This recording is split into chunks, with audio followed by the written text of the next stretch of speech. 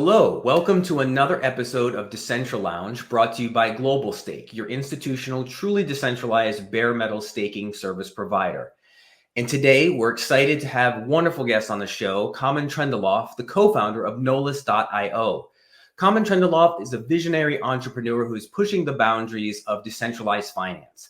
As the founder of Nolus, Kamen is at the helm of a platform that's reshaping how we approach money markets in the DeFi space. With a commitment to offering accessible financial solutions, Nolus under Kamen's leadership is providing novel lease solutions that promise more flexibility and lower risk for borrowers. A seasoned deployer with a background in both Web 2 and Web 3 sectors, Kamen brings a wealth of experience and forward-thinking mindset to the evolving landscape of digital assets. Kamen, excited to have you on. Why don't we just start off by just telling us a little bit about yourself and how you came to the Web 3 world? Pleasure to do so. Thank you for having me today. Yeah, I'm Kamen. I'm actually more of a finance guy. I have been always since I graduated. So I basically have done almost everything in finance. I am a specialized certified accountant. I'm a finance analyst. So basically, I started in a Web two companies in different aspects of finance, accounting. I've spent a lot of years in big four companies doing audit, M&A deals, acquisitions. So everything related to the real world of finance out there. Then, of course, the blockchain technologies came. I was very interesting as something new that's up and coming, up and running. In 2014-15, I started doing some research, some personal interest towards it. And actually, this is the experience that brought me into bringing Nolus into life in like 2.5 years ago, because the Web 2 financial background actually showed me what the hiccups are within the lending industry currently on the blockchain. And what we are actually trying to do is just revolutionize that. So basically do it differently, do it better, do it safer for the users. That's really interesting. One of the things that I've noticed in the space is we've met a lot of people who come from that traditional finance background. Even one of our principals at Silvermine Capital, for instance, he spent time at Deloitte and then he was at Goldman Sachs before joining Silvermine Capital, sort of the parent company of Global Stake.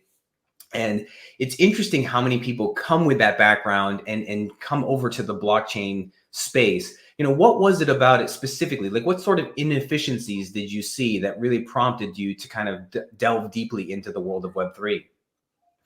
Well, for starters, the blockchain technology actually solves how people interact in terms of boundaries, in terms of actually having no boundaries between them. And this is the first actual fascinating fact about the blockchain. Being able to connect people from all over the world very simply, very easily, very cheaply. Uh, Once we have that on the financial background of actual lending products, we do have so many things that have happened since 2017. We've seen a lot of crypto lenders. They had actually a great model that started in 2017 with a collateral being offered so that you can take a loan out of that collateral, something that we've seen a million times in every financial institution out there in the Web 2. Now, the hiccup was here, the thing that was missing was the availability to do it in a safer way, because over collateralization, high risk of liquidations has always been there since then. And also we have seen a lot of centralized entities entering the ecosystem, including the exchanges, right? Futures, margins, those are some kind of a lending solutions. The availability to take more compared to your equity, but they have come at high cost, especially once what we saw in the last at the end of the bull market, beginning of bear market.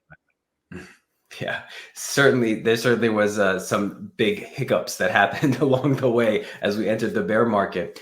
Well, I mean, tell us a little bit more about Nolus Protocol and what you guys are building, because you're trying to solve a lot of these problems. Like you mentioned over collateralization, you mentioned liquidations, and it seems like part of Nolus's design is to help sort of offset some of these challenges that we already have in the current Web3 offerings. Yeah, so absolutely true. So first of all, Nolus Protocol is a layer one app specific chain. So we are a personal blockchain built with Cosmos SDK.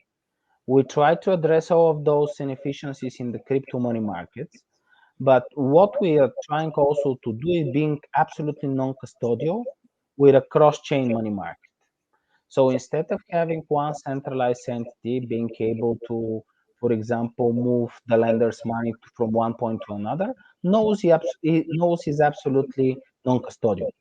So as a money market, we basically define lenders who are looking to earn yield on their deposited stable coins and borrowers looking to amplify their holdings with more assets than their current equity.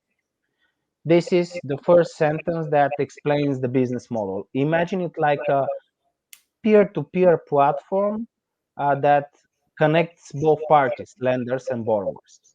Now, the difference now, first of all, this is one of the major differences compared to centralized entities is that this is absolutely non-custodial. There is no entity in between. There is smart contracts protocol that actually solves and makes those transactions for the people on either side.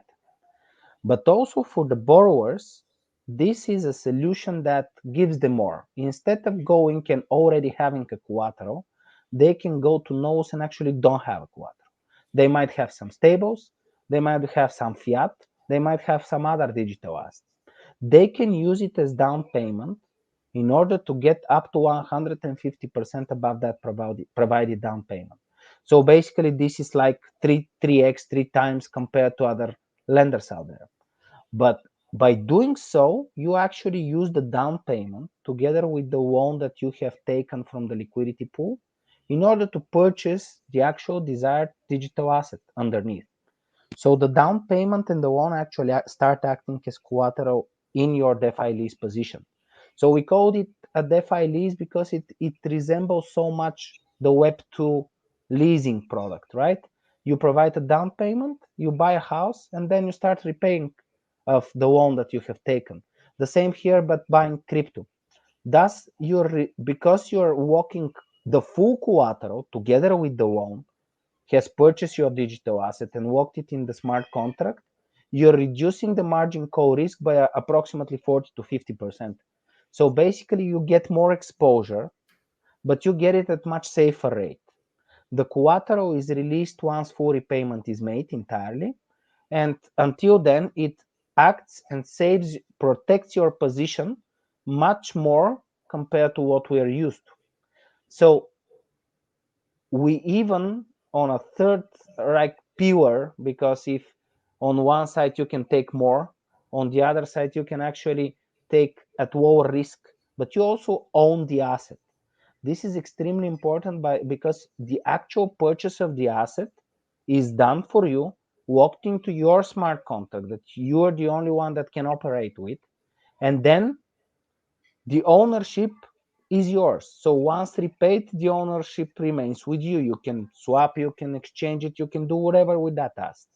But in the meantime, at your amplified position, you can also yield on different strategies that are whitelisted on the protocol, thus basically creating self-repaying loans.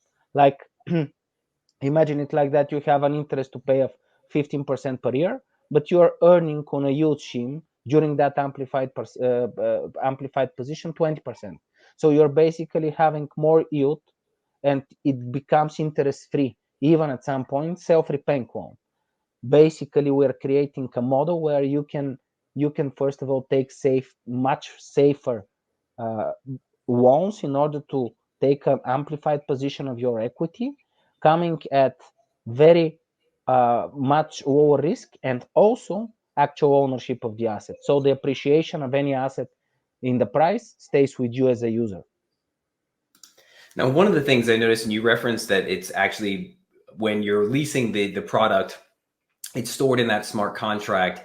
And I know you can't, for instance, take the assets off the chain and use them in other DeFi protocols. Is that something that you're working on for the future, where when you put down the down payment, you have instant access to the tokens and then can move that over to another, like, let's say you want to provide liquidity in a pool against it with another asset? Uh, okay, so This would be possible. We would be working on that, but the user is the only one that can decide. So we are the ones as technology people that we are trying to build on top of that protocol to implement yield strategies and connect those smart contracts to the yield strategies of different protocols. Like, for example, some yield optimization schemes in a vault, or some stake derivatives. We already have launched stake derivatives like stake Cosmos, stake Atom. We are hoping to have stake Ethereum. So those that actually earn in terms of yielding on staking derivatives, but also like vaults. So once the protocol we connect through governance, different whitelisted strategies, it is up to the user to decide whether to use them.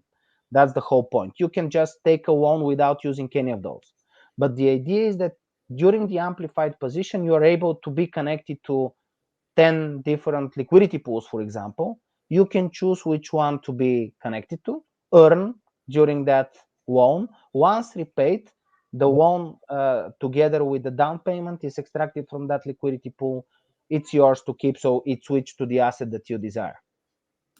What I find really interesting is the idea of partial liquidation. So even you're protecting some of the users from the downside risk. If they take on a loan, for instance, and they maybe put down that down payment, if the asset price falls, there will be a partial liquidation, not a full liquidation, so that they still get to some of the asset and still keep some of the exposure while they're continuing to pay off their lease. Can you build out on that a little bit?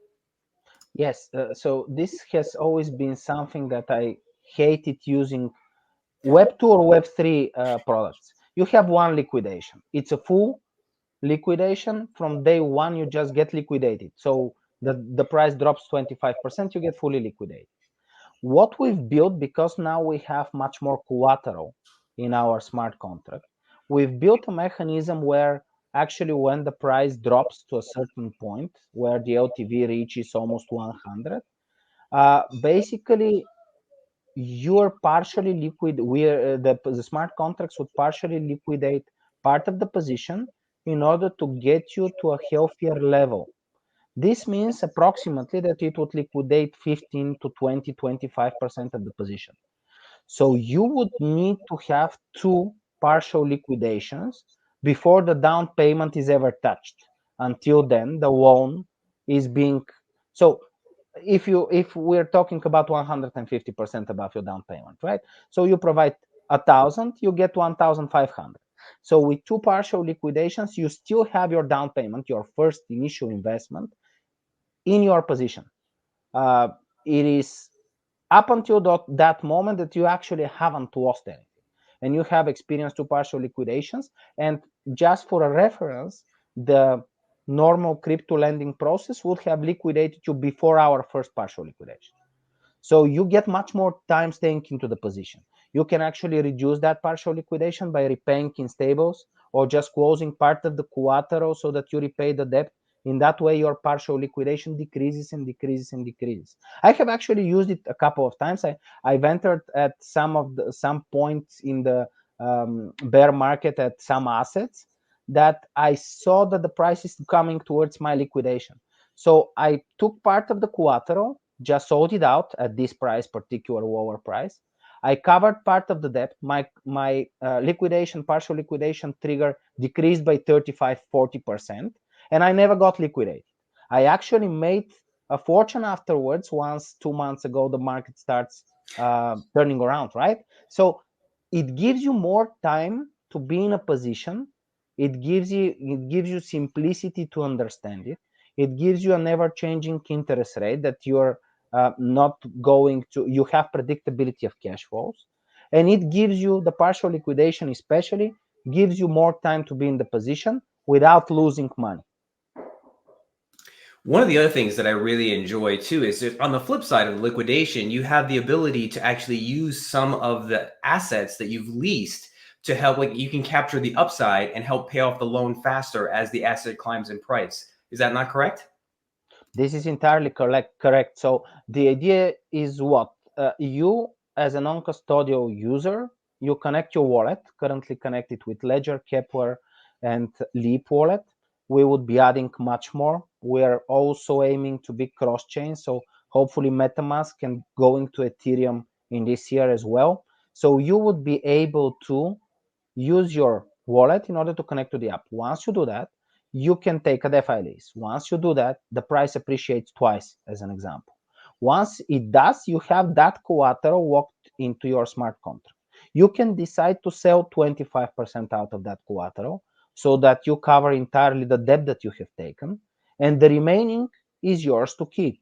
So the full appreciation is yours to keep. You can decide to keep with the asset, you can decide to sell it all off and take the stables, maybe buy some other asset.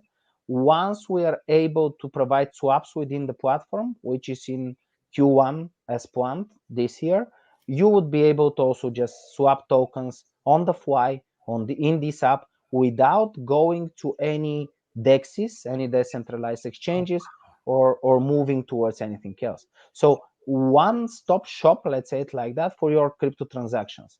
Yes, it's limited because currently we are limited towards the DEXs that we are connected. So we don't build liquidity. We use third-party DEXs. We have Osmosis and Neutron as DEXs currently connected. This means that every asset that has sufficient liquidity in these DEXs is offered by us, by Nolus.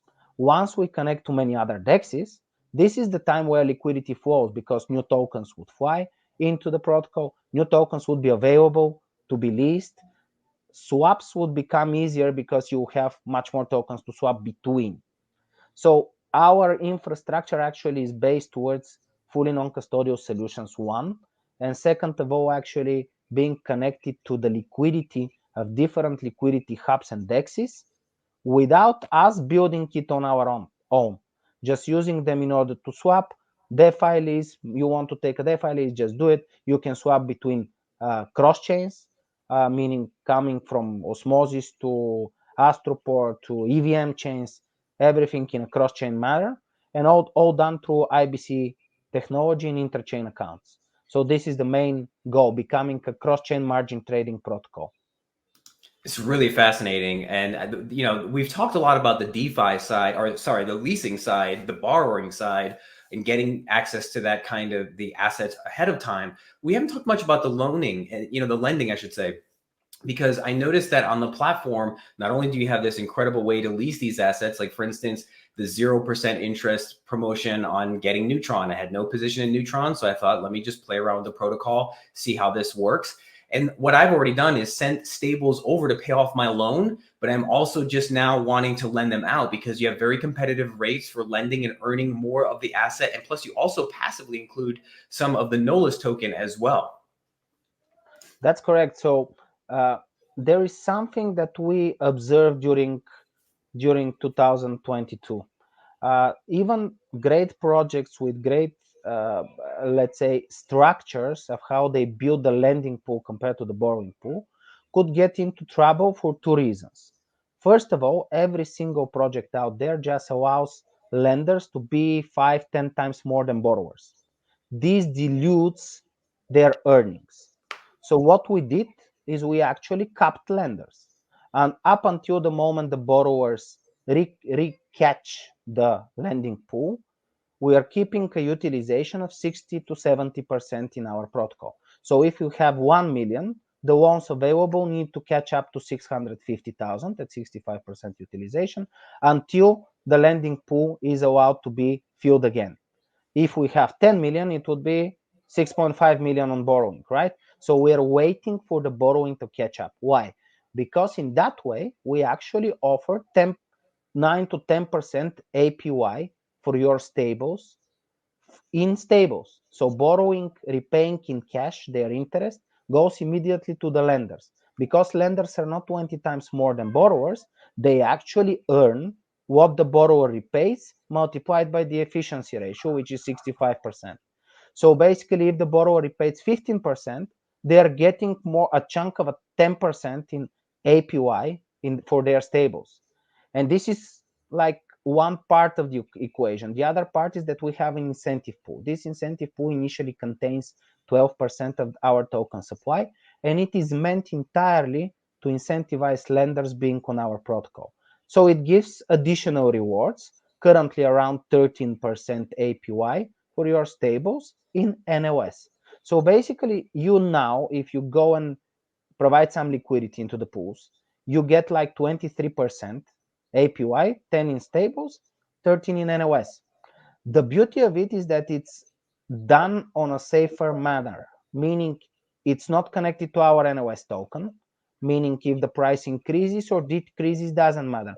We'll pay you 12 to 13% based on the current price of transfer. That's it. It's not connected also with the price appreciation or depreciation of our token of the minting of the NOS. So 10% comes in stables. Basically, they get to the borrower. And lastly, it's on cash basis. This is entirely new concept because usually how do other crypto lenders work? They promise some kind of a percent, 5% on that asset, 20% on the other asset.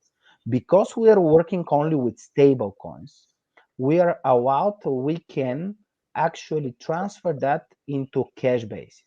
So borrower repays something in cash, it immediately goes to the lender. That's it. Oh, So wow. there is no middleman where money could go into other schemes, into other yield optimizations, whatever. It is just borrower repays. The moment it repays, the smart contract transfers towards the lenders the amount that needs to be given to them in terms of APY. And then it distributes NOS. The NOS is again distributed every hour. So basically there is a huge incentive to be on both sides in this particular example. No, you guys have really thought through all of this, and the modeling is really incredible. And this is why I found that the product so compelling. Now, the NOS token, can you just elaborate a little bit on that? Because again, I might be incorrect, but I think that it's not only used for governance on the blockchain, but also there's a buyback and burn kind of mechanism involved as well. So the NOS is very central towards our protocol because yes, as you mentioned, gas, everything is paid in gas. It's a layer one blockchain. So NOS is used for gas. Then it's used for governance, of course, which is essential, especially with the full decentralization that will happen in the next couple of months, with the token being transferred towards many different parties in many different directions, like community, like building and stuff like that. The whole idea of the NOS token, however, is to be much more. And the first more that it could be is different stakers on the network being able to stake the token and actually receive different services within the ecosystem. So the plan is to have a tiered staking system where the NOS stakers, based on their stake, would actually have more down payment as an availability, or available to take a little bit more leverage rather than 150%, 250%, or make other transactions that are unavailable towards different stakers, or earn more in terms of lenders incentive pool, or have lower interest rate based on your borrowing. This is in the making, and this is rather long term in 2024 rather than now, because the ecosystem needs to grow, first of all, in total value locked before we are able to incentivize in that way. The burning mechanism is, however, already up and running, the one that you've mentioned, and I really shortly try to explain it because the idea is really simple. You have part of the interest from borrowers buying back our token on the open market and refilling the incentive pool of lenders. So that's it. So basically, let's say that the borrower repays currently 18%. 4% go and buy back our token on the open market from the interest that the borrower repays, refill the lender's incentive pool that distributes 30%, 13% to lenders currently. Then the remaining is sent to the lenders. That's 10%. 10% APY in stables. Then the 12% of total token supply walked into the lender's incentive pool gets refilled with new tokens that are bought back. And this incentivizes people to stay long in terms of lenders incentive pool, in terms of lenders, in terms of this lender incentive pool that would continue providing them different rewards in the future because we are buying back our token, refilling that incentive pool, and give it to the lenders. This also creates pretty high volume for our NOS token, which is also a good plus, right? Yeah, it's excellent. I mean, it seems like this is such a well-rounded model. Like you've thought of every angle, that everything, coverage in terms of the lending, the borrowing, and then just actual value accrual to the NOS token. Um, so just if you can give us a quick, maybe just whatever sort of emerging trends you think are going to happen, or maybe future plans for Nolus and what you guys are working on that's maybe coming down the road. Oh, we have so much coming down the road. So first of all, we are connected to two large DEXs that are within the Cosmos ecosystem. The first step is to expand to different other DEXs. The more DEXs we have, the more liquidity we are able to offer, the more tokens we are able to offer, and the more people would be using the Nolus protocol. Second of all, we are very much inclined and want to be on EVM as well as Cosmos, as well as cross-chain. So being able to transfer from your MetaMask towards our app, through our app, doing a transaction on EVM chain, meaning on Arbitrum, for example, and just connect to our blockchain, do a transaction as a DeFi lease or a swap or whatever, and you don't actually understand that you're switching blockchains. This is the best beauty that we are trying to build. This is a huge research. It has never been done in such scale.